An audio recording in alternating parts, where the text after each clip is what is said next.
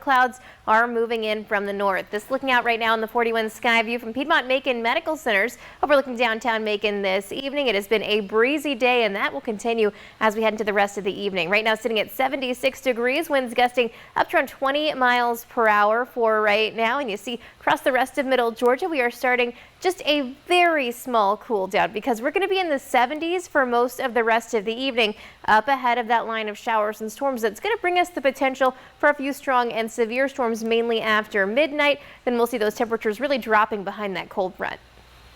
In high definition, this is 41 NBC News at 6. Good evening. Thanks for joining us for 41 NBC News at 6. I'm Tucker Sargent. And I'm Shelby Coates. To our top story tonight at 6. Red light cameras may soon be installed throughout Macon-Bibb County to help with traffic issues. It is something the mayor is considering to help with the shortage of deputies. 41 NBC's Ariel Schiller reports.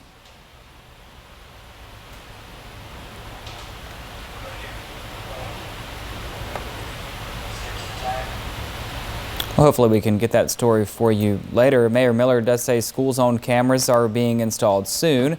He estimates they'll be in most school zones within the next 6 to 8 weeks, and once they are installed, there will be a 30-day education period before tickets are issued. Well, new tonight at 6, Houston County Post 4 Commissioner Danny Perdue announced he's resigning from his current post to run for Post 1 chairmanship. The seat is currently held by Chairman Tommy Stallnecker, but he announced earlier this week that he's resigning at the end of the year. Perdue made the announcement at a news conference this afternoon, and then Chairman Stallnecker endorsed him for the seat. Perdue says he plans on supporting Robins Air Force Base and operating the county on a larger scale.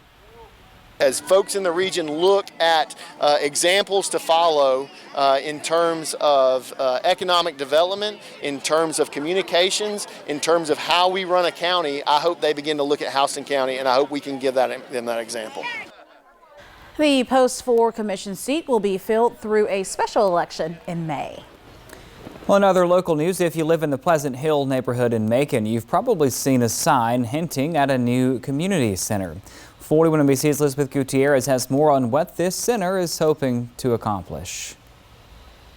What once used to be a church is now being transformed into a community center. But it's not your typical community center.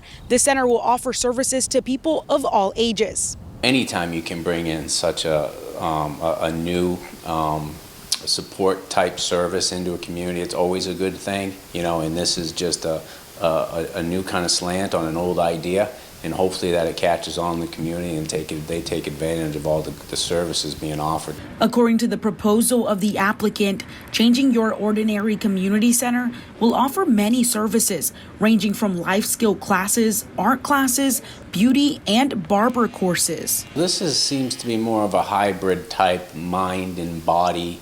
So kind of encompassing, every aspect of community growth and personal growth, from, learning a trade to learning about healthy living. Macon-Bibb Planning and Zoning approved the center location at 283 Grant Avenue, which is not too far from where Manuel Jackson lives. With the violence and the crime that's going on now in Pleasant Hill, we actually could use a community center in this area to get the youth back to doing things that youth need to do. According to Jackson, the building had been vacant for a couple years. He says seeing it transform into something to help people is what the community needs.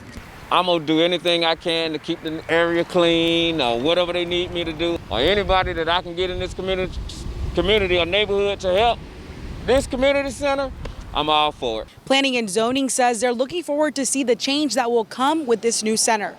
In Macon, Elizabeth Gutierrez, 41 NBC News. And we've reached out to the center's owner for more information, but we haven't heard back yet. For hours of operation at the new center, visit 41NBC.com.